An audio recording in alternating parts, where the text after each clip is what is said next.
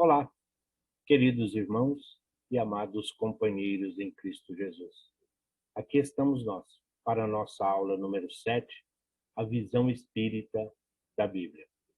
Que Deus, Pai de amor e de bondade, o Criador de todas as coisas, a quem nós agradecemos a oportunidade bendita da vida.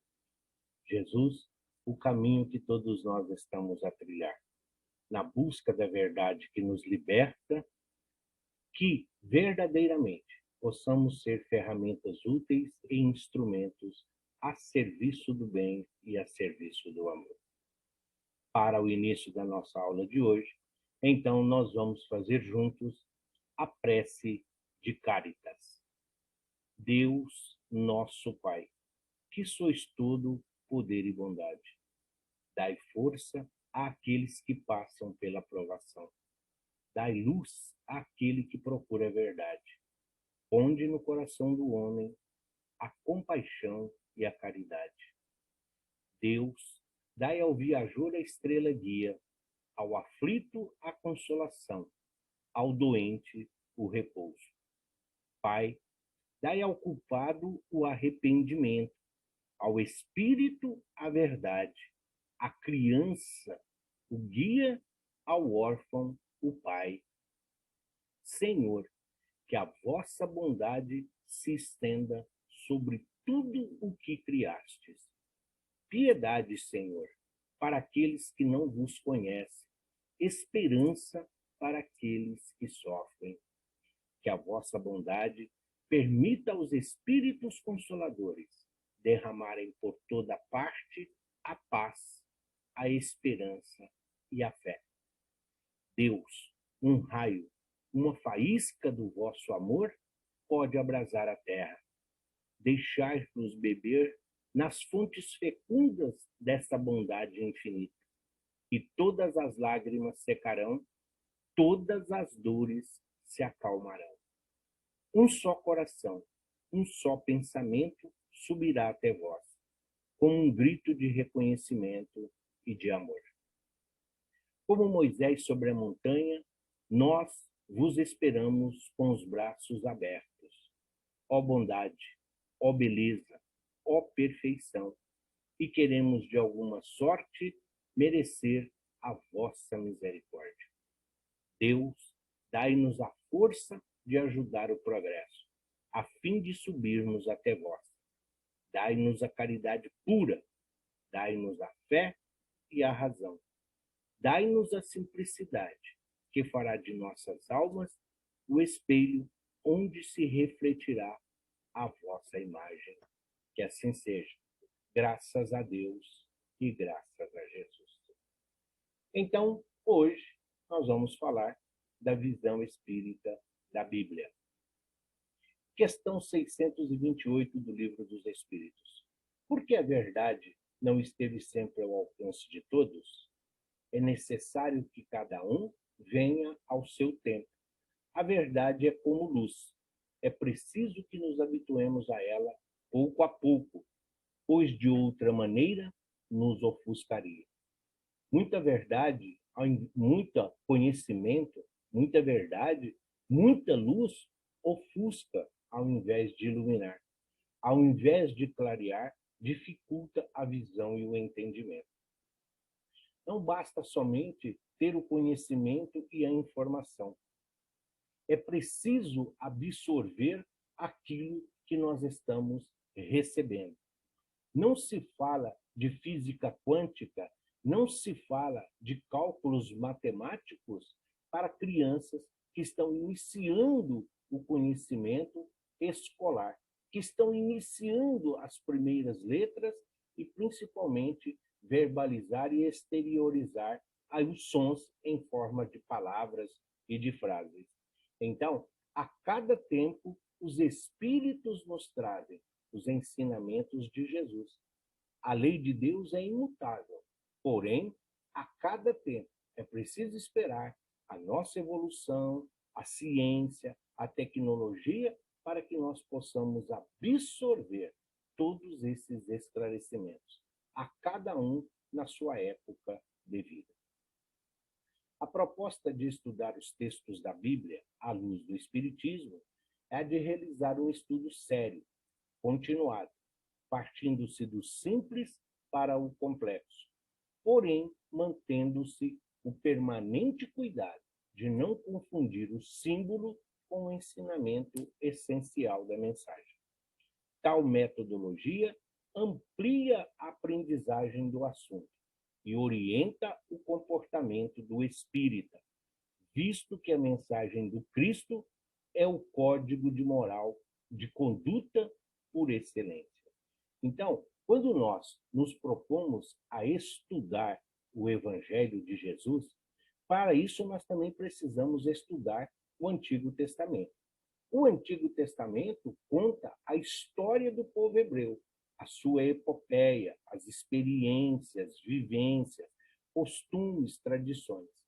Jesus vem modificar a lei humana implantada por Moisés.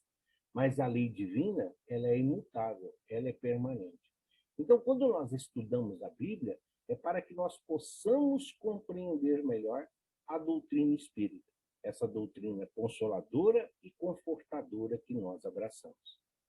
A doutrina espírita está fundamentada no Evangelho. Tem por base os ensinamentos de Jesus. Mas para isso é preciso conhecer por que Jesus foi encarnar, né? Que Jesus não reencarnou. Jesus encarnou-se em berço judeu, onde até hoje ainda existem aí as guerras, as discussões, muitas vezes de forma até cruel. Então, ao estudarmos todo esse método, toda essa dinâmica, é para que nós pudéssemos compreender melhor os ensinamentos do mestre querido. Estudar Kardec é muito importante para compreender Jesus. Carlos Torres Pastorino, no livro Sabedoria do Evangelho, ele apresenta um comentário de Orígenes, um dos pais da Igreja, um dos grandes filósofos da Igreja Católica, da Igreja Romana. Ele já falava no século II sobre as alterações dos textos evangélicos. Presentemente é manifesto que grandes foram os desvios sofridos pelas cópias, quer pelo descuido de certos escribas, quer pela audácia perversa de diversos corretores, quer pelas adições ou supressões arbitrárias. O que ele está dizendo? Ele está dizendo, já no século II, que os ensinos de Jesus, dos próprios profetas, sofreram muitas alterações, muitas mutilações, muitos acréscimos, muita coisa foi suprimida, de acordo com os interesses dos tradutores. Os escribas, que era quem faziam essas interpretações, era quem decifrava esses códigos através de desenhos e de marcas, muitos deles colocavam ali a sua opinião própria, o seu entendimento, e não no conjunto da obra que deveria ser colocado. E assim, de acordo com o que foi passando os anos, as editoras, os próprios autores, os próprios tradutores foram adequando os textos de acordo com as suas conveniências, para atender a este ou aquele público. Então, muita coisa foi retirada e muita coisa foi acrescentada, o que altera totalmente o sentido das palavras e do ensinamento. Então, quando nós compreendemos o original, que está muito distante do nosso entendimento, mas pelo menos nós temos a referência dos benfeitores que vêm falar conosco. Assim, nós vamos compreendendo a razão do estudo, por que os benefícios que o estudo nos traz, dentro de uma coerência da lógica e da razão. Assim como não possuímos os textos originais da Bíblia hebraica ou dos grandes escritores da antiguidade, também não conhecemos os do Novo Testamento.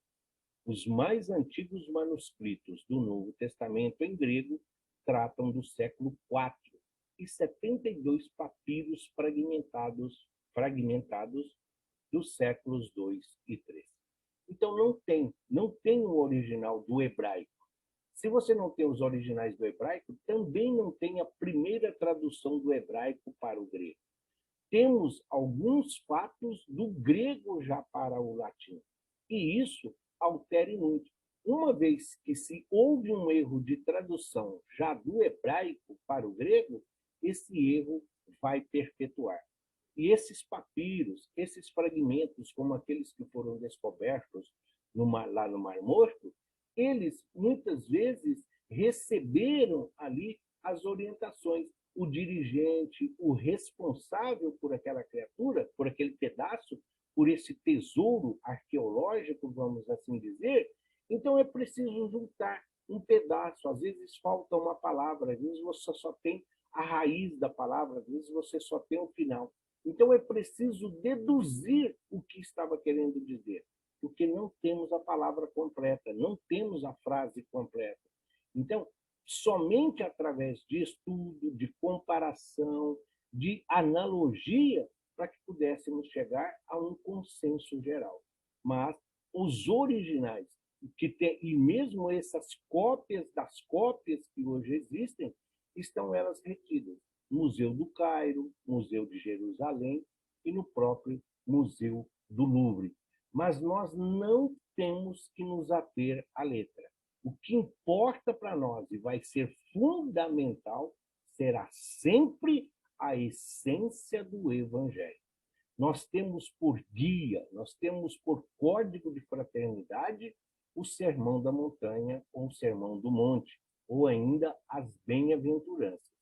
E lá nós temos o necessário para encontrarmos o caminho que nos conduz à casa do Pai. Porque esse caminho é Jesus. E ele nos mostra a direção e o que se faz necessário para que possamos remover os espinhos e os obstáculos da nossa caminhada. Nós não apenas não temos os originais, como não temos as primeiras cópias dos originais. Não temos nem mesmo as cópias das cópias dos originais.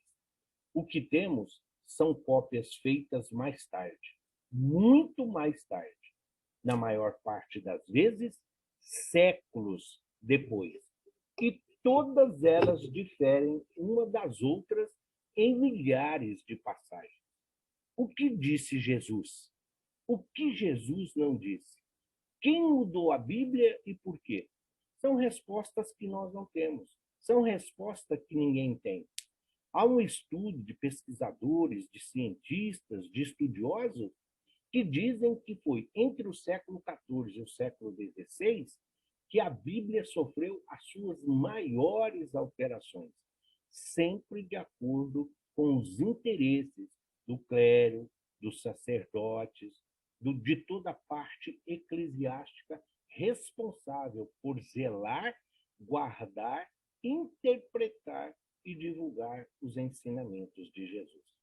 Os interesses materiais para manter regalias, mordomias e privilégios, para que pudéssemos guiar os ignorantes, para que pudéssemos guiar aqueles a quem está sobre a nossa condução, então mantinha-se esse povo praticamente escravo, dizendo que tudo isso era a vontade de Deus, que tudo isso vinha de Deus, que tudo isso era de Jesus, que Jesus falou isso, que Jesus falou aquilo. Então, o que Jesus disse e o que Jesus não disse? Jesus não escreveu nada. Nós conhecemos a vida de Jesus através dos evangelistas. Todos eles médiuns, todos eles orientados e intuídos pelos benfeitores espirituais. Agora, querer acreditar que não sofreu alteração, seja na interpretação ou na escrita posterior, é fruto de muita inocência. Mas todas essas criaturas que mutilaram o Evangelho e principalmente os ensinos de Jesus prestarão contas no seu retorno ao mundo espiritual, porque serão resgate, eles serão aí uma dívida coletiva eles estão prejudicando a uma coletividade. De que forma? Escondendo a verdade. Qual a posição da doutrina espírita diante do problema bíblico? São sempre perguntas que nos cabem a responder. Qual a posição da doutrina diante do problema? O que é um problema bíblico? Kardec define essa posição desde o Livro dos Espíritos, como a de estudo e esclarecimento do texto, à luz da história e na perspectiva da evolução espiritual da humanidade. No capítulo 3 deste livro, dos Espíritos, e no final do item 59, depois de analisar as contradições entre a Bíblia e as ciências, no tocante à criação do mundo, ele declara: devemos concluir que a Bíblia é um erro? Não, mas que os homens se enganaram em sua interpretação. Então, quando Kardec, professor, catedrático, poliglota, quando convidado a ler de forma didática e clara as explanações da codificação através dos seus vários livros, então é claro, qual é? Não se conta a história da humanidade se não for através da Bíblia. Não se conta a história do mundo se não for através da Bíblia. É esse o relato que nós temos. É essa fonte inesgotável de pesquisa e que nós ainda temos muito a pesquisar, temos muito a conhecer. Então, a Bíblia é um erro? Claro que não. Porém, as criaturas, cada um ao seu tempo, se enganaram na sua interpretação. Então, muitos acreditavam que Jesus andou sobre as águas. Sim, chegaram ao absurdo, por exemplo, de afirmar que Jesus andou sobre as águas porque tinha tanto sal no Mar Morto que qualquer criatura podia andar sobre o mar. Ah, mas no Antigo Testamento, o pessoal falava, como é que a gente pode acreditar nisso? Se na Bíblia, no Antigo Testamento, eles falam, por exemplo, que o morcego era uma ave. Sim, mas é preciso entender, a época em que foi escrito o Antigo Testamento, tudo aquilo que voava, para eles era uma ave. Nós sabemos que o morcego é um mamífero, mas ele está muito mais para uma pomba do que para uma baleia, para um elefante. Então, é preciso entender, é preciso conjugar, é preciso compreender. Hoje nós entendemos, da mesma forma que entendemos. Quando fala que a mula falou, então sim, que era a mula? Nada mais do que um espírito se comunicando ali, né, com aquela criatura que estava ali ouvindo a manifestação do mundo espiritual. Devemos reconhecer a Bíblia na sua natureza profética, ou seja, mediúnica. A Bíblia é um livro mediúnico. A revelação bíblica, portanto, não pode ser chamada de palavra de Deus. Ela é apenas a palavra dos espíritos reveladores. E essa palavra é sempre adequada ao tempo em que foi proferida. Isso é confirmado pela própria Bíblia. Deus não ditou livros, Deus não dita livros, Deus não falou com ninguém. Então, a Bíblia não é a palavra de Deus. Mas isso não é um desmerecimento, isso não é um preconceito, isso não é uma discriminação. A Bíblia é um livro que foi intuída desde os primeiros tempos, pelos antigos profetas, pelos evangelistas, apóstolos, discípulos, aos seguidores do Cristo. A compilação da Bíblia por São Jerônimo, a pedido do bispo, que se tornou a Vulgata, a Bíblia oficial, até o Concílio do Vaticano II, pelo João Paulo II, então ela mostra o quê? Tem procurado corrigir essas falhas, tem se procurado corrigir todas essas deturpações. Tanto que a Bíblia de Jerusalém, ela é compilada por cientistas, por pesquisadores e por estudiosos. Hoje ela é uma referência para todos nós, por não estar ligada a nenhuma religião, mas não é a palavra de Deus. Da mesma forma que aqueles que afirmam: eu não acredito na Bíblia porque ela foi escrita por homens. Sim, Todos os livros, todos os escritos são escritos por homens. Nenhum animal, nenhum símio, de espécie nenhuma, nunca escreveu nenhum livro.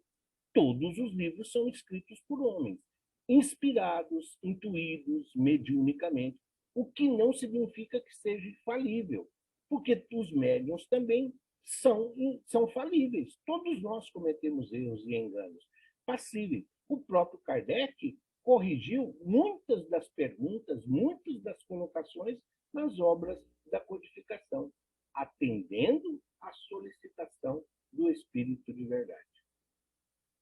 O Espiritismo reconhece a ação de Deus na Bíblia, mas não pode admiti-la como a palavra de Deus. O próprio Moisés era médium, em constante ligação com Yahvé ou Jeová, o Deus bíblico, violento e irracível, tão diferente do Deus Pai do Evangelho de Jesus. Devemos respeitar a Bíblia no seu exato valor, mas nunca fazer dela um mito, um novo bezerro de ouro. Deus não ditou e nem dita livro aos homens. Então, eu vou fazer isso porque eu estou seguindo a Bíblia. Não, a Bíblia orienta a fazer isto ou aquilo. Sim, a Bíblia é uma referência, é um código de moral, é um código de conduta que está ali. Tem muito aprendizado, tem muita informação, mas usar a Bíblia como referência, nesse sentido de que ela seja a palavra de Deus, eu vou abrir a Bíblia para ver o que Deus quer dizer para mim. Não, isso é um erro clássico. Em muitas das casas onde nós muitas vezes adentramos, na sala, na estante, tem lá um livro aberto no Salmo 91. Será que as pessoas sabem o que quer dizer o Salmo 91? Qual a referência? Por que está lá? É um costume, é uma tradição, é cultural. Sim, é uma zona de conforto, é um comodismo. Se você soubesse o que está lá, sim. Se a pessoa perguntar, por que você deixa a Bíblia aberta no Salmo 91? Porque é moda. Porque minha religião assim fala. Porque o pastor, o bispo, porque o meu instrutor espírita, é porque eu ouvi numa palestra espírita. Não, então, nós temos que sair dessa zona de conforto, deixar que os outros pensem por nós. Nós temos que fazer uso do nosso raciocínio e da nossa inteligência, caminhando pelas nossas próprias pernas. Ou como diz Paulo de Tarso, muitas vezes é preciso erguer-se sobre os nossos joelhos alquebrados e prosseguir a nossa tarefa. Considerada como a palavra de Deus, a Bíblia é indiscutível. Deve ser aceita literalmente ou de acordo com a interpretação autorizada da Igreja. Por isso, as igrejas sempre se apresentam como autoridade única na interpretação da Bíblia. Segundo, porque essa posição corresponde aos tempos mitológicos, ao pensamento mágico, e não à era da razão em que vivemos. Então, cada igreja, cada denominação religiosa, eles interpretam a Bíblia de acordo com seus interesses, de acordo com seus postulados. Sim, a doutrina espírita tem postulado. A doutrina espírita tem os seus conceitos, assim como todas as religiões. O que difere a doutrina espírita é que, enquanto nas demais denominações religiosas está centrada em um poder único, ou às vezes num colegiado de dirigentes, a doutrina espírita é a orientação dos espíritos benfeitores sob a orientação de Jesus. Então, nós temos conceitos próprios? Não. Nós temos um entendimento universal, onde o misticismo, onde o fanatismo, onde a fascinação, onde aquelas tradições de sacrifícios, de oferendas, de promessa, de castigo, de recompensa, isso não cabe mais. Hoje, a fé precisa ser raciocinada. É preciso entender que fora da caridade não há salvação. E não são palavras, não são os textos. É preciso compreender a essência de tudo aquilo que nós estamos dizendo. Quando Moisés nos recomenda no Sinai, a orientação que ele está recebendo: não matarás. Sim, nós entendemos dessa forma. A maioria das igrejas e das religiões entende não matarás e associa esse ao nosso irmão, ao nosso próximo, ao nosso semelhante. Não, o vai muito além disso. Moisés recebeu: não matarás. Não matarás o reino vegetal, porque você precisa do ar, da água, você precisa dos elementos naturais. Não matarás os sonhos daqueles que caminham contigo. Não matarás os animais indiscriminadamente. Sim, é preciso se alimentar, é preciso que nós alimentemos também o corpo material, mas não simplesmente pelo prazer de matar, como os safaris aí hoje, ou simplesmente a título de destruição.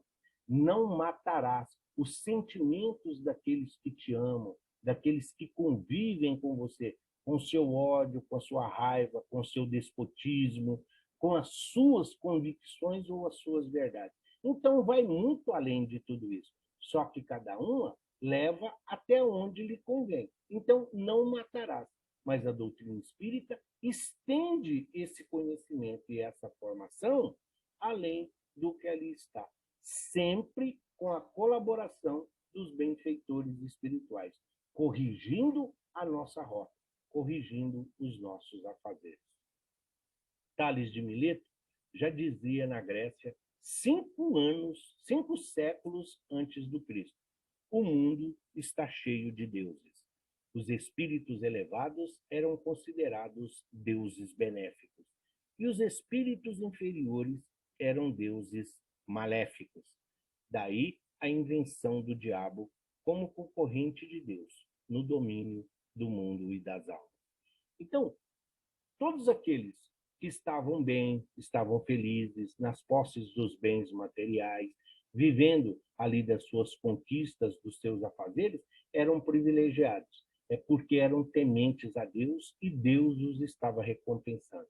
Todos aqueles que passavam por tragédias pessoais, coletivas, de trabalhos, nas colheitas, na pecuária, todos aqueles que sofriam aí as intempéries da natureza eram castigados, porque eles estavam sujos, porque eram pecaminosos, porque caminhavam dentro de uma promiscuidade. Então, criou-se essa ideia do bem e do mal. Criaram uma imagem, criaram um Deus do mal para contrabalançar com o Deus do bem, que era o Deus único, o Deus imutável, o Deus onipresente, o Deus misericordioso que nós hoje conhecemos. Então, o mal, esse Deus do mal, é uma criação humana, muito mais para satisfazer aos nossos caprichos, aos nossos desejos e principalmente por causa do orgulho e do egoísmo daqueles que se sentem e acham superiores aos seus irmãos. Então, Deus não criou nada para o mal. E se Deus é o único criador, somente Deus pode criar. Jesus é co-criador em plano maior. Sim, Jesus também não criou o mal. Então, quem criou? Nós humanos, a humanidade, os espíritos encarnados, muitas vezes associado aos desencarnados que ainda caminham na escuridão, nas trevas do amor e do bem, essas criaturas, a título de escravizar e de manter sob os seus olhos pela culpa, essas criaturas criaram essa ideia do castigo, sempre visando aí ter alguém em contraposição ao Deus de amor e de bondade. Em A Gênese, no capítulo 4, Kardec ainda comenta: a Bíblia contém, evidentemente, fatos que a razão, desenvolvida pela ciência, não poderia hoje aceitar, e outros que parecem estranhos e repugnam, porque se prendem a costumes que não mais do que os nossos. Mas se reconhece que ela encerra grandes e belas coisas. A alegoria nela tem lugar considerável, e sob esse véu se esconde verdades sublimes. Então, o que Kardec está dizendo?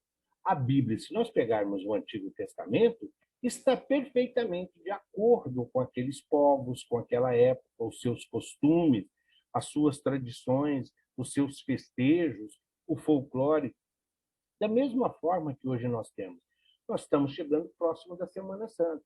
Tem o jejum, tem pessoas que não comem carne, teremos procissões, teremos vigília, teremos procissões com velas, teremos a via sacra. Tudo isso são costumes, tudo isso são tradições em que é para manter as criaturas ligadas. Por que reverenciar todo esse martírio? Por que focar somente nas dores? Não, Jesus não está ali naquela cruz crucificada. Jesus vive entre nós. Jesus é o nosso companheiro de todas as horas. Por isso que nós temos que fugir dessa coisa da letra. Nós precisamos compreender essa alegoria, essa ufologia, toda essa analogia que hoje nos traz. Mas a Bíblia tem coisas belíssimas, tem ensinamentos profundos capazes de transformar os corações que verdadeiramente exercitam a fé, aqueles que acreditam com confiança e com esperança nas promessas do Cristo. Então, o Antigo Testamento tem muita coisa que hoje não se aplica. Chega a ser um escândalo, chega a ser quase uma ofensa à nossa moral, ao nosso raciocínio e à nossa inteligência. Hoje, mas, porém, naquela época, se fazia necessário que fosse desta maneira. A concepção bíblica de Deus é alegórica, como já afirmamos inúmeras vezes. O Livro dos Espíritos ensina isso desde as suas primeiras páginas. A própria Bíblia proíbe que façamos imagens de Deus, pois essas imagens são perecíveis. Quando elas morrem, Deus pode morrer na alma desolada dos crentes. Quando Kardec pergunta o que é Deus, é a inteligência suprema, causa primária de todas as coisas. Nem todo mundo tem conhecimento suficiente para compreender essa colocação filosófica. É a mais bela definição do que é Deus, mas de difícil compreensão e entendimento. Se nós colocamos Deus numa imagem, seja de santo para ser venerado, seja qualquer uma outra imagem, qualquer um outro objeto que nós idolatramos e transformamos que ali está Deus, só sabemos fazer orações, preces, ajoelhados ou ali do lado, quando essa imagem, quando esse objeto se vai, se quebra, se parte, tudo o Deus vai junto. Então, essa ideia desse Deus abstrato. O Deus que nós hoje, a maioria, concebe, é desse velhinho de barba branca sentado numa nuvem, olhando as nossas vicissitudes, as nossas dificuldades. Esse é um Deus criado por nós, a nossa imagem e a nossa semelhança. Não, nós somos criados à imagem de Deus. Deus é a inteligência, Deus é a bondade, Deus é a paciência, Deus é a tolerância. É esse Deus que nós temos que compreender. Então, esse Deus abstrato pode ser de difícil entendimento.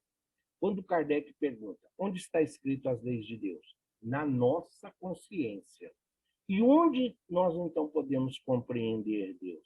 Nas suas leis justas e perfeitas, que se adequam a todos, em qualquer lugar que nós estejamos, em qualquer país, em qualquer nação.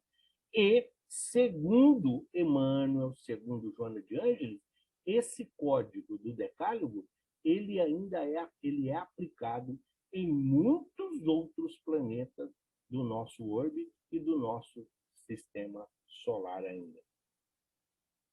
Se quisermos evitar a morte de Deus na consciência humana, evitemos o literalismo bíblico e a idolatria. Uma imagem mental de Deus é também um ídolo perecível, a quem cultua. Não é menos idólatra do que os adoradores de imagens materiais. Então, muitos dirigentes, muitos oradores, palestrantes e mesmo instrutores espíritas costumam dizer: aqueles que quiserem fechar os olhos, fechem. Vamos imaginar um Deus, mas não esse Deus material, esse Deus nessa concepção humana que nós temos. Vamos imaginar Deus, um raio de luz, uma luz brilhante que vai penetrando a nossa casa, o nosso ser. Isso, de certa forma, é igualzinho idolatrar um objeto. Então, nós precisamos sentir Deus, a misericórdia divina. Deus está no ar que nós respiramos, Deus está em tudo aquilo que nos cerca, no canto dos pássaros, na flor que desabrocha, no sorriso de uma criança, no choro da criança chegando a este mundo, nas decepções, nas frustrações. Tudo isso são ocasiões, são oportunidades de crescimento, são oportunidades de elevação espiritual. Então, o que é Deus? Nós temos que entender que, se ao olharmos para o alto, esse azul que nós denominamos Deus, ali está Deus. Mas quando olhamos para baixo, olhando para os nossos pés firmes nesta terra bendita que hoje nos abriga, nós temos também que entender Deus sempre ao nosso lado, sempre nos oferecendo a oportunidade bendita de retornarmos, mesmo que seja como filho pródigos. A concepção espírita de Deus está acima dessas controvérsias teológicas. O Deus espírita não é um ídolo, mas aquela realidade que, como dizia Descartes, está na consciência do homem como a marca do artista na sua obra. O quadro da Mona Lisa não é o Leonardo da Vinci. O quadro Os Girassóis ou o quadro do Semeador não é Van Gogh. Mas ali está o sentimento, a ideia, a concepção de Leonardo da Vinci e de Van Gogh. Agora, dizer que o quadro é a criatura, isso é uma coisa totalmente diferente, é inconcebível. Ele não é o quadro. Ali está a sua expressão. São os seus sentimentos, o seu conhecimento, o seu amor. Tudo aquilo ele está transmitindo, ele está ali exteriorizando, ele está verbalizando, está se manifestando através de cores, de pincéis, de lápis. Então, a assinatura do quadro é que identifica quem foi que fez. A mesma coisa somos nós. O que nós não somos Deus. Sim, o que nos identifica como Deus? A centelha divina que existe em cada um de nós. Essa centelha divina, esse DNA de Deus que nos identifica como filhos de Deus. Então, Deus está em nós, só que muitos de nós ainda não nos apercebemos desta fundamental ferramenta da qual nós dispomos. O Espiritismo rejeita a concepção bíblica da Gênese ou procura explicá-la? Isso são sempre aqueles detratores do Espiritismo. Muitas de outras denominações religiosas sempre procuram, assim como os fariseus e os escribas viviam tentando fazer com que Jesus entrasse em contradição ou falasse algo ao contrário da lei mosaica, ao contrário dos ensinamentos que os profetas transmitiram, mesma coisa eles procuram fazer isso com o Espiritismo. O Espiritismo, ele rejeita essa concepção da Bíblia ou simplesmente interpreta do seu jeito? O Espiritismo é a grande síntese do conhecimento, originado pelo desenvolvimento histórico do cristianismo.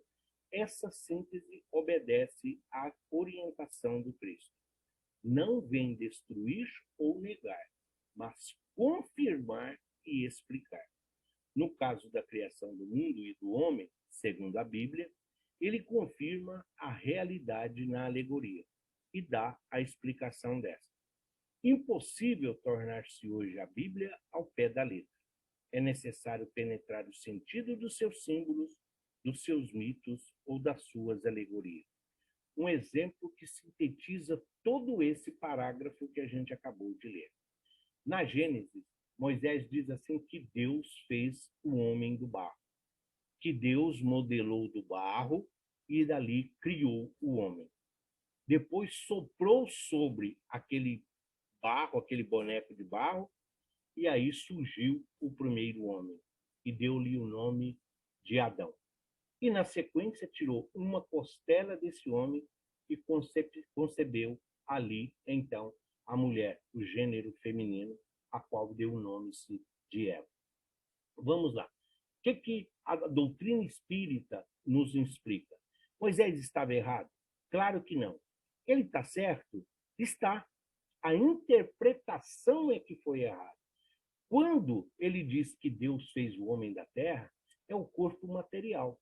A doutrina dos espíritos nos explica que quando nós reencarnamos, nós retiramos do mundo ao qual nós estamos chegando os elementos necessários à formação do nosso corpo físico.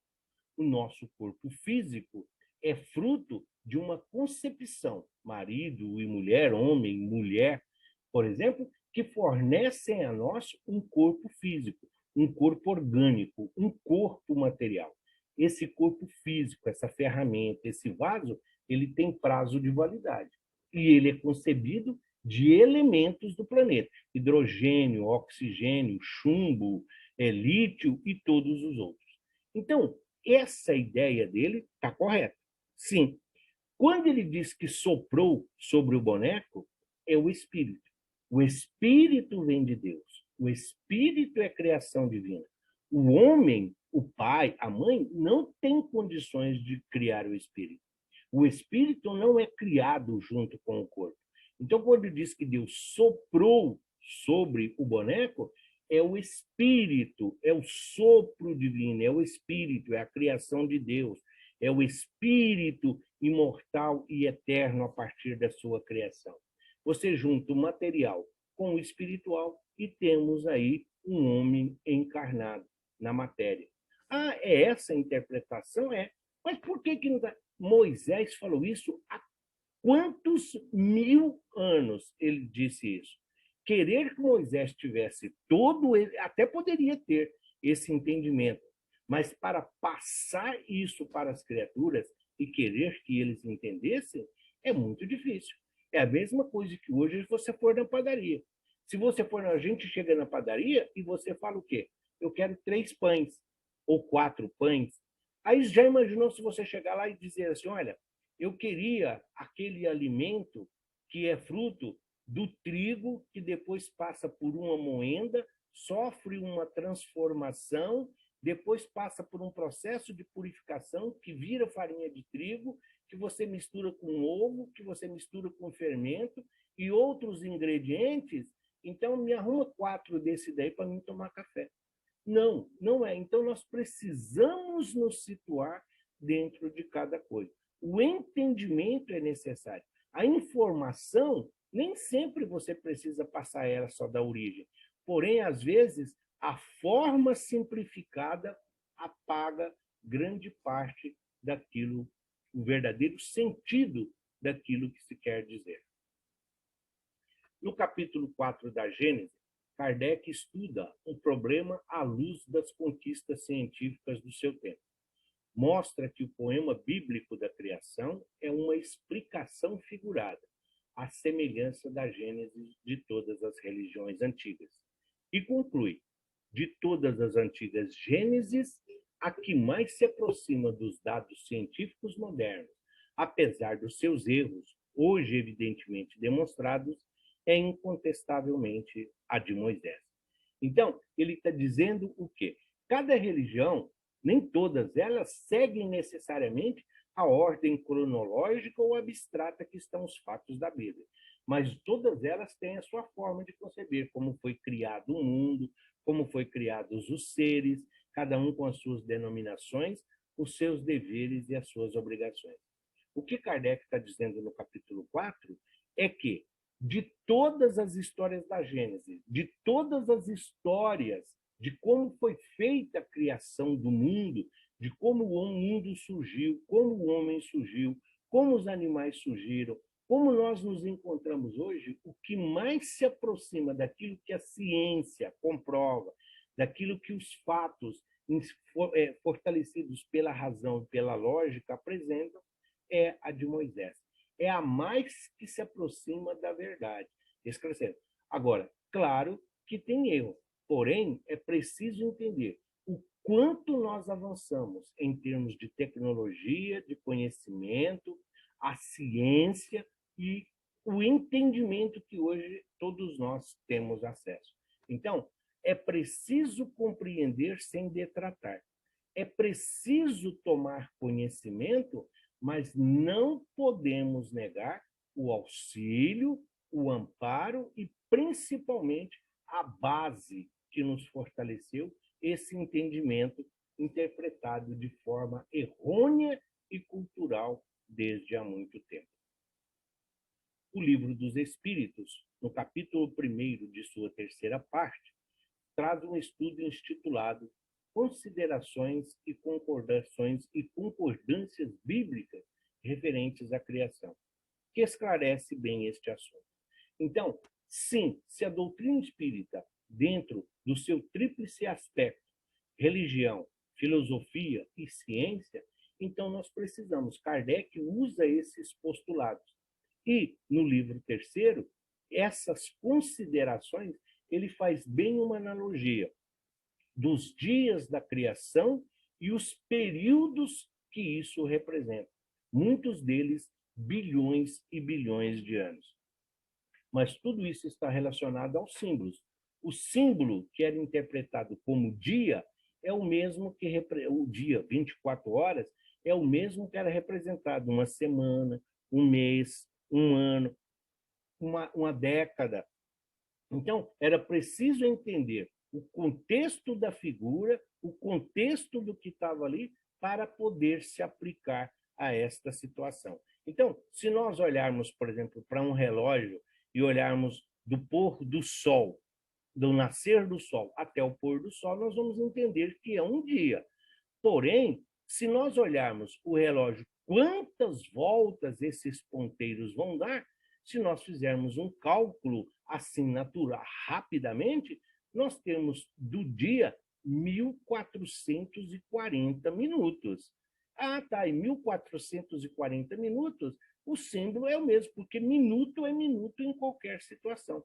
A quantidade numérica é que difere. São essas concordâncias que Kardec vem nos trazer. Kardec explica em A Gênese, no capítulo 12, toda a simbologia dessa passagem bíblica. Adão é a personificação da humanidade e sua falta representa a fragilidade humana. A árvore da vida é o símbolo da vida espiritual, que desenvolve a consciência humana e o livre-arbítrio da criatura. O fruto proibido está no meio do jardim de delícias, porque é a tentação dos prazeres materiais. A desobediência de Adão e Eva é a violação das leis de Deus pela concupiscência do homem. A serpente é a imagem da perfídia, da maldade que nos incita os outros ao erro. Então, Adão, ele está falando aqui, Adão representa a humanidade. Assim como Jesus é a personificação do amor, assim como Jesus é o amor em forma humana, Adão representa a humanidade, representa o gênero masculino, o homem orgânico, o homem material. A sua falta, o seu erro, o pecado é a fragilidade humana. São os nossos vícios, os nossos enganos, os nossos equívocos, a porta larga da perdição que ainda atrai a muitos de nós. A árvore da vida não é a macieira, não é a maçã. A árvore da vida é o símbolo da vida espiritual. Por que a árvore da vida? Você tem uma semente, você tem uma germinação que vai crescer e que vai dar frutos. Este é o processo natural. Nem toda semente vai germinar, nem toda germinação vai fazer com que essa árvore dê bons frutos, mas representa a nossa evolução, saindo de simples e ignorantes para a esfera crística, a mais alta hierarquia que todos nós conhecemos, que desenvolve a consciência humana e o livre-arbítrio da criatura. Depois da dádiva da vida, da plenitude da nossa existência, o livre-arbítrio é a nossa maior conquista. O livre-arbítrio, ele é respeitado toda e em qualquer circunstância. Mesmo quando Kardec pergunta se os espíritos influem na nossa vida, sim, muito mais do que nós pensamos. Porém, o nosso livre-arbítrio é respeitado. Podemos fazer o que quiser, como nos assevera Paulo de Tarso, mas somos os responsáveis pelos desdobramentos e as consequências das nossas escolhas. O fruto proibido, como dissemos, não é a maçã, mas está no jardim das delícias, porque é a tentação dos prazeres materiais. Jardim das delícias, o paraíso, esse mundo em que nós estamos vivendo. Muitos de nós com um passado delituoso, muitos de nós com faltas no nosso pretérito, com erros, alguns graves, chegando aqui na Terra, nós estamos num paraíso. É esse jardim das delícias. Aqui nós temos a oportunidade de trabalhar, de servir, de reparar, de reconciliar, de perdoar, desenvolver a paciência, a tolerância, a resignação. Porém, muitas vezes, os prazeres da vida, os prazeres mundanos nos atraem. É essa satisfação momentânea, esse prazer momentâneo. Nem tudo aquilo que dá satisfação, nem tudo aquilo que dá prazer é correto, está de acordo com os ensinamentos de Jesus. Nós não podemos pensar somente no momento, nós temos que pensar na eternidade, para todo sempre. A nossa estada aqui é temporária, é passageira, porém, a nossa destinação, ela é imensurável e incontestável. A desobediência de Adão e Eva é a violação das leis de Deus e a concupiscência do homem. Sim, Deus sabe, Jesus sabe das nossas dificuldades em respeitar e cumprir a lei divina. Jesus sabe das nossas falhas, das nossas imperfeições, que nós ainda nos deixamos muito levar pela aparência, aquilo que agrada aos nossos olhos. Mas, como já dissemos, então, concupiscência são aí a fascinação, a vaidade pelos bens materiais, pelas conquistas das coisas da terra, a idolatria de um corpo, a idolatria de um bem material, a idolatria de um sentimento, a veneração por este, por aquele, por isto ou por aquilo. É isso que ele está dizendo. E ele termina esse ensinamento da serpente. A serpente não é o símbolo do mal. Pelo contrário, a serpente é um símbolo de prudência. Ela só ataca se for ela ali sofrer algum tipo de reprimenda, de ataque ou de o medo da destruição. Então, a prudência se transforma em defesa. Mas a serpente, aqui induzindo Adão e Eva ao erro, são exatamente essas tentações que nós chamamos de mundo. São as nossas imperfeições, são as más tendências que nós ainda trazemos das nossas vidas pretéritas. O corpo não tem culpa. O que é imperfeito, o que gosta do errado, o que ainda se compraz nesse mal e nessas satisfações é o espírito. Então, a serpente, ela nos induz, ela nos incita, ela nos direciona muitas vezes para que nós consigamos enxergar somente aquilo que eles querem. Exatamente, muitas vezes até mesmo os obsessores, os espíritos zombeteiros, levianos, para se, aproveitando-se da nossa ignorância, se divertirem com as nossas crendices, com o nosso misticismo dogmático a respeito dessas criaturas. Então, a serpente, não é que ela foi punida por isso tem que se rastejar que não tem pé.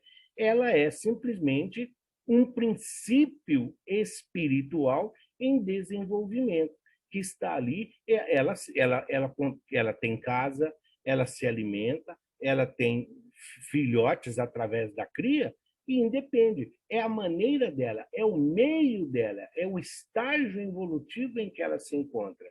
Mas não deixa de representar, como diz aqui, a perfídia, o mal, o ciúme, a inveja. Tudo isso pode ser relacionado e pode ser traduzido por serpente.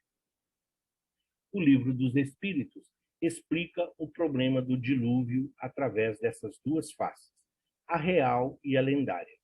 E o que vemos no seu item 59, nas considerações e concordâncias bíblicas referentes à criação, que se podem resumir nestas palavras. O dilúvio de Noé foi uma catástrofe parcial, que se tomou pelo cataclisma geológico. O dilúvio parcial dos rios Tigres e Eufrates é hoje uma realidade atestada pela ciência. Foi esse dilúvio, ou seja, essa inundação parcial, que serviu de motivo histórico para além da Bíblia. Então, os rios Tigre e Eufrates são mais ou menos o que representa o Amazonas para nós, muito mais, o rio Amazonas, muito mais em proporção. Durante um período de enchente, o volume de água aumentou e muito. E quando juntou-se os dois, isso transbordou. Da mesma forma que o nosso Pantanal aqui é alagado por meses no período de chuva. Então, alagou esta região. Não tínhamos uma população, o mundo não era tão povoado como tem hoje, mas naquela região houve essa inundação. Noé era alguém que morava por ali. Então, conhecedor, médium, conhecedor das coisas da natureza, deixava-se guiar pelas estrelas, tinha o conhecimento da importância das fases da lua, enchente, seca. Então, ele construiu uma embarcação, colocou ali a sua família, os seus animais, para sobreviver desse período. Tem muitas pessoas hoje 2021, que ele colocou a sua família num veleiro, num iate, e está há mais de um ano morando no iate no mar, para fugir da pandemia. Então, Noé criou essa arca para que ele ali pudesse manter os seus animais, a sua família, até que as águas baixassem ou ele pudesse aportar em terra firme. A imaginação de todas as criaturas é que levou a essa ideia de que foi o dilúvio que Deus criou para acabar com a raça humana, porque Deus estava decepcionado. Não, não é. Imaginemos onde é o rio Tigres e Eufrates, a situação geológica em que ele hoje se encontra.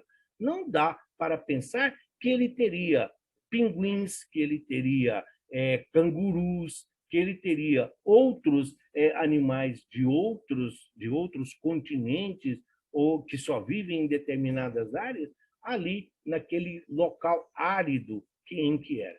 Então, é preciso compreender como está falando. Aqui, a ilustração. A Arca de Noé é um quadro ilustrativo que mostra para nós a preocupação com a família, a preocupação com o reino animal. E por que não dizer que lá não tinha plantas? A Bíblia não diz, mas esses animais iam se alimentar do quê? Então lá tinha feno, tinha alfafa, tinha uma série de vegetais que esses animais se alimentaram ali, seja por 15, 20 ou 40 dias. É preciso lembrar, como nós falamos, a contagem de tempo de dias é muito relativa.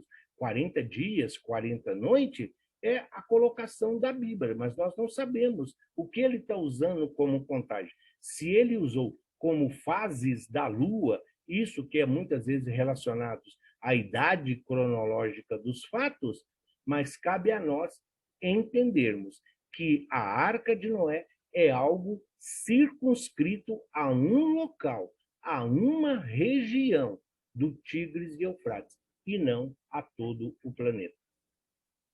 A par do Evangelho está o Velho Testamento, tocado por clarões imortais para a visão espiritual de todos os corações. Uma perfeita conexão reúne as duas leis que representam etapas diferentes do progresso humano. O Antigo Testamento é a antiga aliança dos hebreus de Abraão com Deus. Jesus e o Novo Testamento é a nova aliança. O Antigo Testamento serviu de base, serviu para nós de alicerce, para que nós compreendêssemos e compreendêssemos hoje de onde nós viemos, toda a nossa história. O Novo Testamento, Jesus muda tudo aquilo que é transitório, tudo aquilo que é temporário. Jesus traz o código da fraternidade. Jesus traz o código do amor. Jesus vem trazer a importância do perdão dentro do nosso desenvolvimento como filhos de Deus. Então, é preciso conhecer o Antigo Testamento para aprender, conceber os ensinamentos do Novo Testamento. É preciso conhecer o Antigo Testamento, o Novo Testamento, para que nós possamos compreender o que é o Espiritismo. Porque o Espiritismo se fundamenta dentro desse conhecimento ancestral das nossas existências. Se nós pudéssemos acessar o nosso arquivo espiritual, o nosso HD espiritual, nós vamos ver as nossas vivências. Desde a época em que caminhávamos lá no deserto, guiados e orientados por Moisés, até os nossos dias atuais.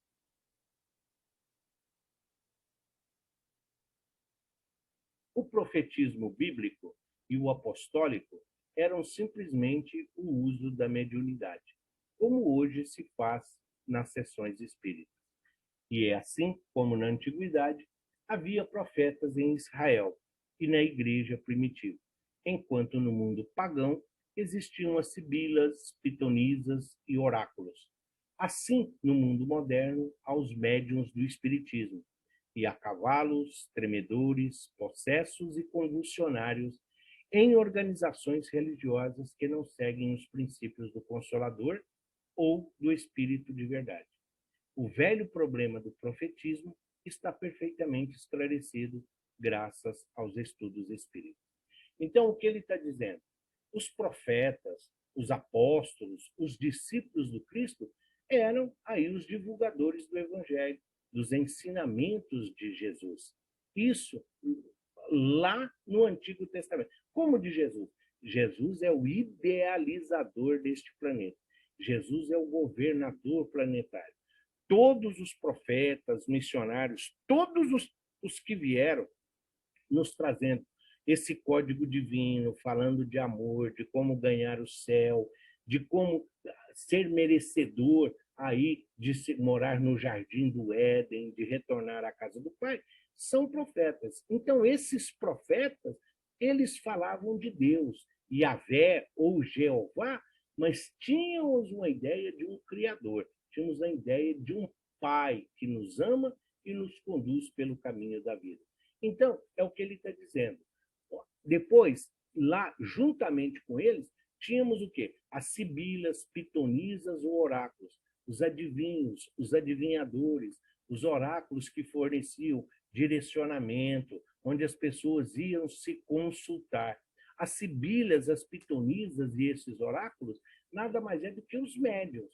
Os médiuns são essas sibilas e pitonisas. Não que fizeram os médiuns façam adivinhação, mas são os medianeiros, são os intérpretes da voz dos espíritos, dos enviados de Jesus. Só que lá, enquanto tinham esses nomes, hoje dentro do espiritismo são conhecidos como médiuns, são conhecidos como os intérpretes, os medianeiros, os mediadores, né? São eles que nos trazem esses ensinamentos.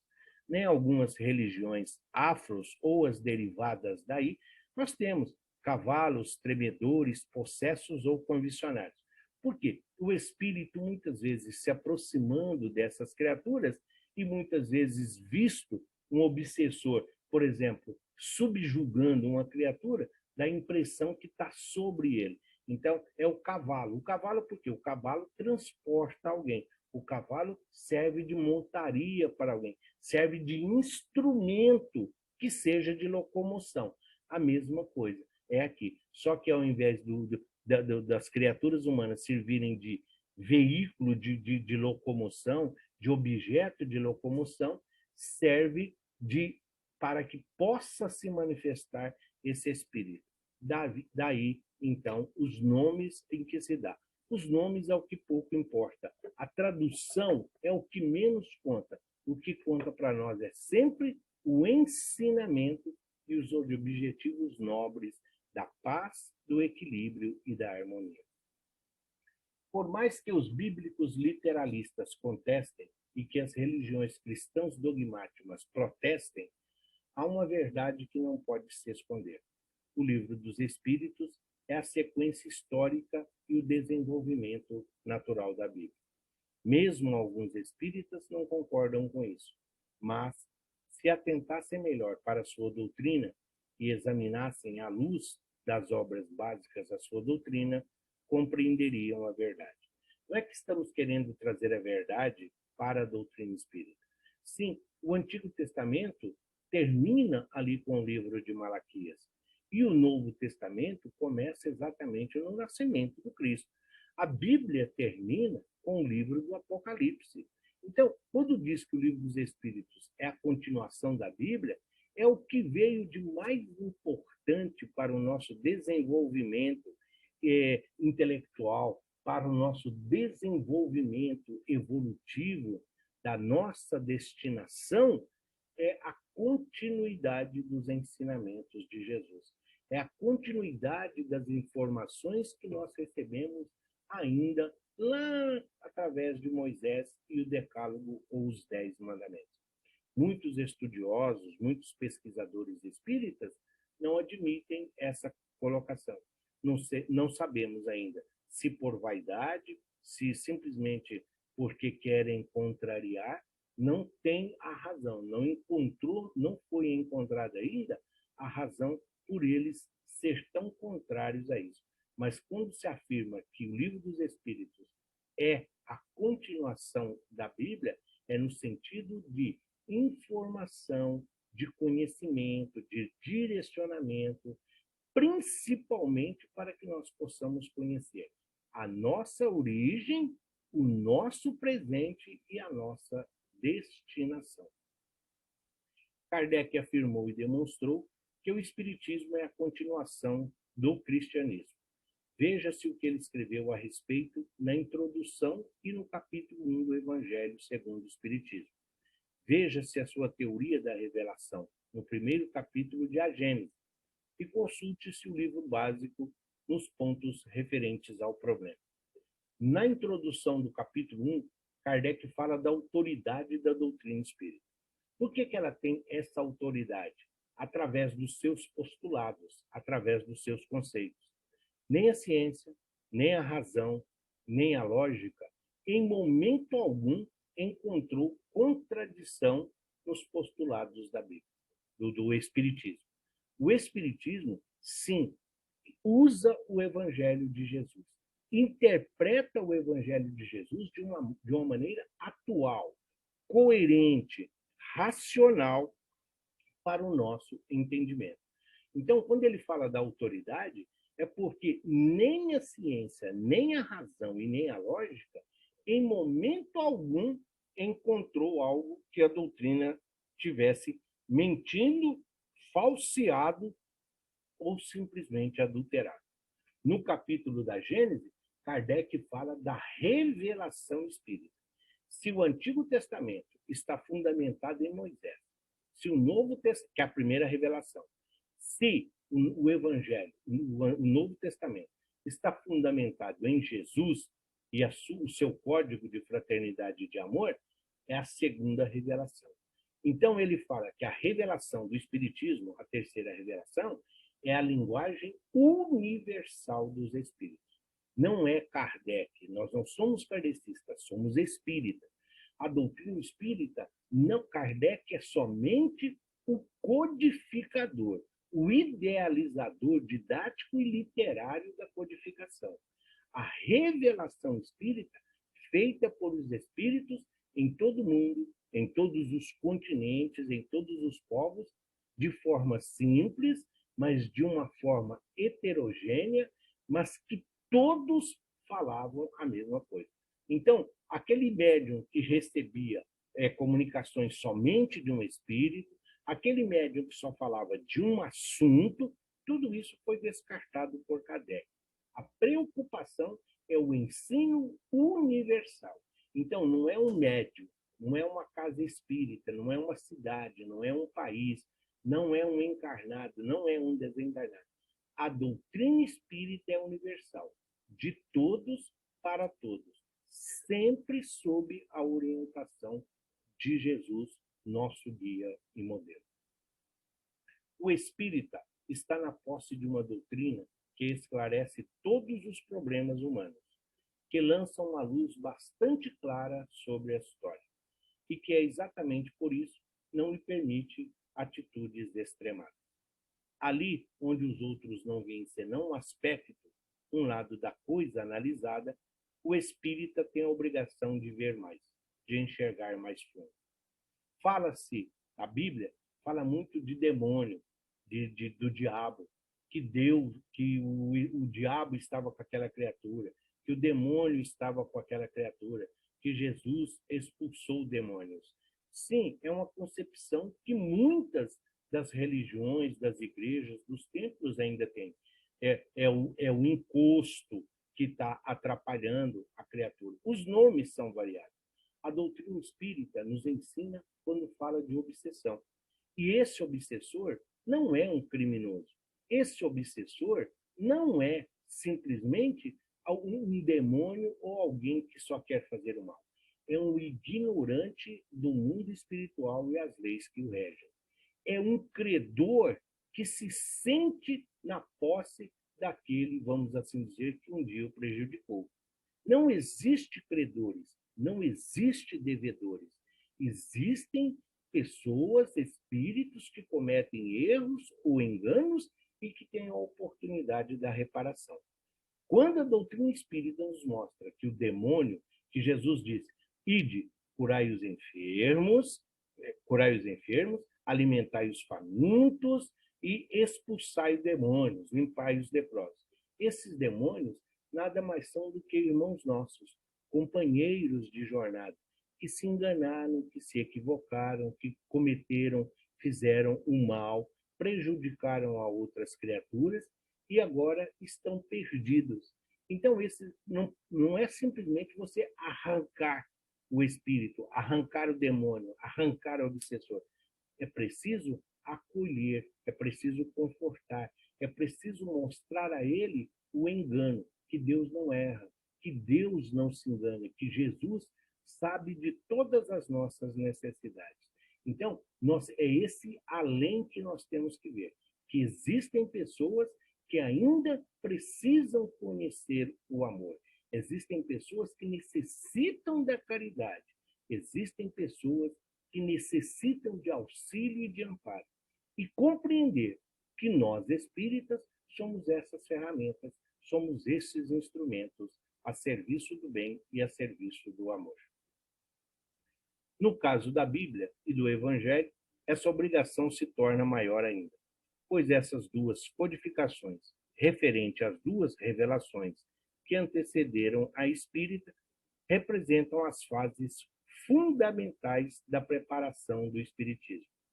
Temos o direito e até mesmo o dever de analisar os textos antigos, mas não temos o direito de procurar destruí-los ou negá-los. Se você não quer ler a Bíblia, não leia. Se você acha dificultoso entender o Antigo Testamento, então não force. Se você não concorda com muitas coisas que estão no Novo Testamento a respeito de Jesus, dos costumes, dos simbolismos que Jesus usava, não leia. Simplesmente não conteste, mas também não saia detratando, não saia falando daquilo que nós não conhecemos. Então, é preciso, nós não podemos simplesmente porque não gostamos, nós vamos destruir. Simplesmente porque nós não compreendemos, nós vamos falar mal. Nós vamos dizer que isso não está correto. Sim, da mesma forma. Todas as pessoas, existem N cores. Nem todos gostam de azul, nem todos gostam do branco. Mas tudo isso está de acordo, sempre vai ter aquela coisa. Não é porque não gostamos, não é porque não conhecemos, não é pelo fato de não entendermos que significa que não seja bom. Então, quando nós adquirimos o conhecimento, a informação, a necessidade de colocar os ensinamentos que ali estão em prática, nós vamos compreender que o conjunto Bíblia é um conjunto de regras, é um conjunto de normas, é uma maneira de direcionar, desde o gênio, desde a mais alta intelectualidade que nós conhecemos, até o mais simples. Ele vai compreender. Se aquele que compreende, não matarás, amar a Deus sobre todas as coisas, buscai primeiro o reino de Deus e tudo mais vos será acrescentado, até aquele que compreende Deus como sendo a inteligência suprema, a causa primária de todas as coisas. A Bíblia, evidentemente, encerra fatos que a razão desenvolvida pela ciência não poderia hoje aceitar, e outros que parecem estranhos e derivam de costumes que já não são os nossos. Mas, a par disso, haveria parcialidade em se não reconhecer que ela encerra grandes e belas coisas. Sim, a Bíblia fala muito de sacrifícios, de oferendas. A doutrina espírita, ela espiritualizou o sacrifício, espiritualizou as oferendas. O que nós vamos oferecer a Deus se tudo pertence a Ele? Tudo que está à nossa volta, nós só somos usufrutuários. Tudo é de Deus. Então eu não tenho que prometer nada a Deus. Eu não preciso oferecer nada para Deus, pois Ele é o dono de tudo. Então, tudo que está à minha volta é para que eu possa fazer uso, no sentido de crescer, de evoluir, de aprender, de compartilhar, de se tornar uma criatura melhor. A alegoria ocupa ali considerável espaço, ocultando sob o véu sublimes verdades que se pantenteiam, desde que desça ao âmago do pensamento, pois logo desaparece o absurdo. Então, quando falam passar o camelo pelo fundo da agulha, quando se diz que os pescadores não pegaram nada e só porque estavam junto de Jesus, as redes foram lançadas e pegaram tantos peixes, porque Jesus multiplicou os pães e os peixes no deserto. Sim, tudo isso ali tem uma razão. É uma alegoria, é uma figura ilustrativa. Mas qual é a verdade que encerra? Qual é a essência desse ensinamento? É isso que nós devemos buscar. Esta alegoria, essa ilustração, essa liberdade poética, é preciso hoje fazer uso da lógica, da razão, do entendimento para que nós possamos melhor discernir. Nada mais fácil do que encontrar erros históricos e contradições nos textos antigos. Muita tinta e muito papel já se gastou com isso, principalmente no caso da Bíblia. A Bíblia fala, por exemplo, da sogra de Pedro, né? Inclusive fala que Jesus a curou, né, da febre em que ela se encontrava. Neio Lúcio, no livro fugiu, peraí que eu vou lembrar, o Evangelho, eu não vou lembrar, do Neio Lúcio, ele fala que as colocações de Jesus era sempre na casa de Pedro, ali no final da tarde. Então, daí se deduziu que Jesus no lar, o nome do livro. Então, daí se deduziu que Pedro era viúvo. Tinha sogra, mas não se fala mais nada, fala simplesmente da sogra de Pedro. Todos os ilustradores, pesquisadores, estudiosos falam que Pedro, então, era viúvo. Só que Emmanuel, no livro Paulo Estevão, ele fala da viagem que Pedro fez para Jerusalém. E lá ele cita que Pedro levou as filhas e a esposa. A Bíblia está errada? Nós já acabamos de dizer, a Bíblia é interpretativa. Muitos fragmentos desapareceram, muitas traduções se perderam. Porém, o Paulo Estevão é um livro mais recente que nós temos. E Emmanuel é um espírito sério, comprometido, coerente.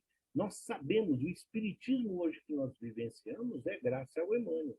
Então, vamos ficar com a informação de Emmanuel, de que Pedro tinha filhas, esposa, e que ali estavam. É que, sendo o judaísmo uma religião extremamente machista, que era dirigida somente pelos homens, então a mulher não tinha importância, como não tem mesmo dentro do judaísmo. Por isso, nenhuma referência a esse fato. Mas aí é nessa circunstância que a doutrina espírita vem em nosso socorro. Há um abismo entre a aceitação dogmática da Bíblia e a sua rejeição erudita. baseada em pesquisas e interpretações formais do texto, realizada por homens sem a devida formação espiritual. Mas no meio desse abismo existe um caminho seguro, que é o traçado por Kardec, o caminho da interpretação compreensiva, da interpretação sem apego e sem prevenção. O que ele está dizendo? As interpretações, essa aceitação desses dogmas, desses costumes, de todas essas tradições, sim, faz parte da história, faz parte do contexto, que nos traz aí os créditos da compreensão e do entendimento. Só que ele fala, existe muitas das pessoas encarregadas de interpretar, de decifrar tudo isso, não tinha nenhum conhecimento espiritual. Nós temos muitos autores, palestrantes, oradores, dirigentes, presidentes de casas espíritas. Basta ler no livro Reforma Íntima Sem Martírio, o último capítulo, a irmã Sidufo, ela aborda o Pacto Áureo. Então, essas criaturas, esses autores, dirigentes, presidentes, instrutores espíritas, palestrantes, escritores, muitos deles usam hoje a doutrina espírita como fonte de renda. Usam a doutrina espírita, o nome, para amealhar os bens materiais, as coisas terrenas. Descobriram esse grande final. Perderam a essência da simplicidade e da humildade. Seremos nós a condená-los? Não, como o próprio Cristo nos assevera. Deixemos a eles os seus próprios tormentos. Deixemos a eles a sua própria consciência a cobrar-lhes o verdadeiro trabalho do Evangelho. Continuam mercantilizando Deus, continuam vendendo Jesus por 30 moedas e serão chamados a prestar contas dos seus atos. Mas não cabe a nós julgar, a nós cabe discernir se não está mais de acordo com os ensinamentos de Jesus, se foge da essência do Evangelho e nós não sentimos mais a misericórdia divina, afastemo-nos, simplesmente nos retiramos e não vamos mais fazer uso, mas jamais condenar. Mas nós espíritas, nós temos obrigação e dever com a verdade. Então, como Paulo de Tarso nos diz, por quê? Nós temos que viver em Cristo, para o Cristo e com Cristo. Isso não significa que somos perfeitos. Significa que nós estamos dispostos a mudar. A nossa intenção não é só o arrependimento. Nós já estamos e temos o desejo da reparação. Nós espíritas devemos ficar com Kardec, que disse: os que souberem levantar o véu da alegoria encontrarão na Bíblia os mesmos e eternos princípios esclarecidos mais tarde por Jesus e pelo Espírito da Verdade. Tudo ao seu tempo. Não se pode lançar uma semente hoje e querer colher o fruto amanhã. Não se pode plantar o trigo hoje e querer já ter o pão amanhã. Tudo tem o seu tempo. Tudo leva a um desenvolvimento, a um crescimento. Precisa de uma série de fatores. Energia, a água, precisa de calor, precisa de nutrientes. Tudo isso faz parte do nosso aprendizado. Então, a Bíblia vai continuar sendo a história da humanidade. Vai continuar sendo para nós uma referência, uma ótima fonte de pesquisa e de entendimento. Todo exagero é condenável. Temos o direito e até mesmo o dever de analisar os textos antigos, mas não temos o direito de destruí-los ou negá-los. A força de livros como a Bíblia não está no seu conteúdo racional, mas na sua coerência histórica ou na sua coerência moral e religiosa. Está na tradição e no sopro espiritual que lhes impregnam as páginas. Então, nós temos que estudar a Bíblia não procurando um Cristo histórico, não procurando um Cristo cronológico. Nós temos que estudar a Bíblia na essência dos seus ensinamentos. Jesus nasceu? Sim. Maria, enquanto estava grávida, vai visitar a sua prima Isabel? Ah, e ali a criança se mexe no ventre. Reconhecimento espiritual que tem entre Jesus e João Batista. Ah, então João Batista é primo de Jesus. Comece a raciocinar, comece a entender todas essas situações. Quando Maria leva Jesus, o bebê ainda no templo, e o coloca nos braços do sábio e velho Simeão, ele olhando a criança, ele diz: agora eu já posso morrer, porque conheci o Salvador. Então, tudo isso faz parte. Os discípulos que viraram apóstolos, por que discípulo? Discípulo porque é aluno, porque estão aprendendo. O que é apóstolo? É aquele que é enviado, já tem o conhecimento para trabalhar e para servir. Então, o Jesus histórico é diferente do Jesus guia e modelo que nós precisamos. É uma referência para nós do que nós devemos buscar e almejar em nossa caminhada evolutiva. Educar para o pensar espírita e para o ser de um plano consciencial superior. Implica em atualizar as próprias potencialidades, desenvolvendo e ampliando o seu horizonte intelecto moral, o seu horizonte intelecto-moral, em contínua ligação com os espíritos superiores que conduzem os destinos humanos. Então, o Emmanuel, ele é muito feliz, porque para educar, você precisa ser. Para educar, você precisa exemplificar, você precisa praticar. Para ensinar, basta você ter conhecimento e a informação. Desenvolver as nossas potencialidades é estar em contato permanente com o Cristo. Então, se a nossa fé, se o nosso amor, se a nossa caridade é do tamanho de um grão de mostarda, com Jesus isso se transforma em uma melancia. É só uma analogia, é só uma figura que nós estamos usando. A Bíblia também é isso, é figura, é analogia, é instrução. Então, Jesus, ele potencializa as nossas virtudes. Jesus aumenta de proporção a nossa capacidade de amar e de servir. Emmanuel está dizendo que em contato, em contínua ligação com os espíritos superiores que nos conduzem, eles anulam as nossas imperfeições para que nós possamos trabalhar e servir, para que nós possamos consolar e confortar, para que nós possamos ser verdadeiramente ferramentas úteis e instrumentos a serviço do bem e a serviço do amor. E aqui está o diálogo de Kardec de como se originou esta ideia da verdade, em que está no livro Obras Póstumas.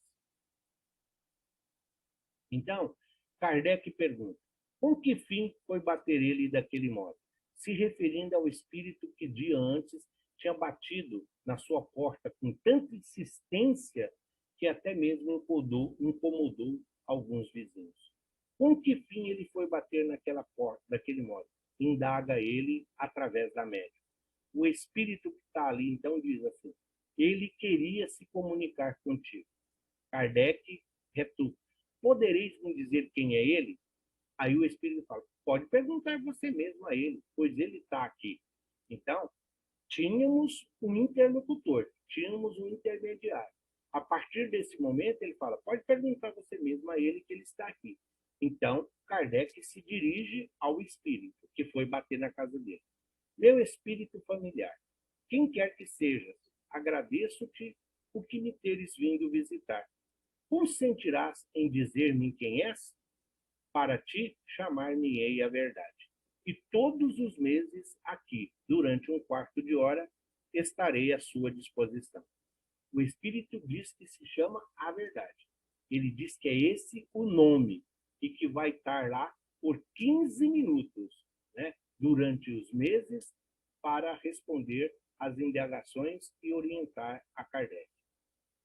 O nome, Kardec pergunta: o nome de verdade que tomastes constitui uma alusão à verdade que eu procuro? Talvez, pelo menos é um guia que te protegerá e te ajudará. Poderei evocar-te em minha casa? Sim, para assistir-te pelo pensamento. mas para as respostas escritas em tua casa, só daqui a muito tempo poderás obtê-las. Terás ainda animado alguma personagem conhecida na Terra? Já te disse. E para ti é a verdade. E é isto que você deve ter em mente. Isso quer dizer descrição. Nada mais saberás a respeito. A curiosidade de Kardec, como a de todo mundo.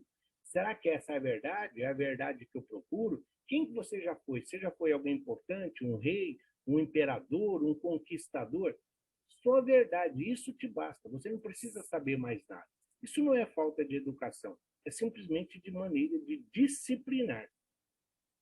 Em 9 de abril de 1856, 15 dias depois dessa primeira manifestação, numa sessão realizada na casa do Sr. Baldan, das 3 respostas dadas pelo Espírito de Verdade a Kardec, essa merece destaque.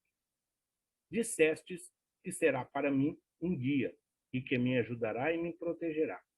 Compreendo essa proteção e o seu objetivo, dentro de certa ordem de coisas. Mas poderias me dizer se essa proteção também se alcança às coisas materiais da vida? Nesse momento, a vida material é muito de ter-se em conta. Não te ajudar a viver seria não te amar. Então, Jesus, ali, sob o pseudônimo de Espírito da Verdade, está dizendo, eu tenho que te ajudar materialmente. Você está no mundo vivendo uma experiência terrena e você tem necessidades com o corpo e responsabilidades enquanto um encarnado. E não te ajudar a superar essas dificuldades, oferecendo a você os recursos, é não te amar. Não tem como ser mais claro. Após essa resposta, Kardec, em nota, esclarece então a respeito do Espírito de Verdade. A proteção desse Espírito, cuja superioridade eu então estava longe de imaginar, jamais de fato me faltou. A sua solicitude e a dos bons espíritos que agiam sob as suas ordens se manifestou em todas as circunstâncias de minha vida. Quer a me remover as dificuldades materiais, quer a me facilitar a execução dos meus trabalhos. Quer, enfim, a me preservar dos efeitos da malignidade dos meus antagonistas, que foram para sempre reduzidos à impotência. Então, ajudou emocionalmente, materialmente e espiritualmente. Afastou os perseguidores, os detratores, afastou os inimigos do Evangelho, afastou os inimigos do Espiritismo, afastou os encarnados de preconceito e discriminação, sempre oferecendo a Kardec o caminho seguro e a luz necessária para que ele pudesse desenvolver, então, o seu trabalho, a missão que lhes foi confiada. E assim, então, queridos amigos, queridos irmãos e companheiros, então finalizamos a nossa aula de hoje. A visão espírita da Bíblia. Uma compreensão da Bíblia do ponto de vista da doutrina espírita. Olhamos a Bíblia e entendemos a Bíblia de um outro prisma, respeitando as concepções e tudo o que ali se encontra. Se ainda tem fatos por nós desconhecidos e que nós não aprendemos a lutar, vamos buscar ferramentas e mecanismos para que nós possamos melhor servir. É esse o nosso objetivo, é esse o nosso ideal. A luz do Cristo guia os nossos passos. Jesus é o caminho, Jesus é a verdade, Jesus é a vida. É a fonte de água viva que sacia a nossa sede. O nosso planeta bendito precisa de todos nós. As nossas vibrações, os nossos cuidados. O planeta, assim como nós, está em evolução. O planeta, como nós, está se transformando em um mundo regenerador.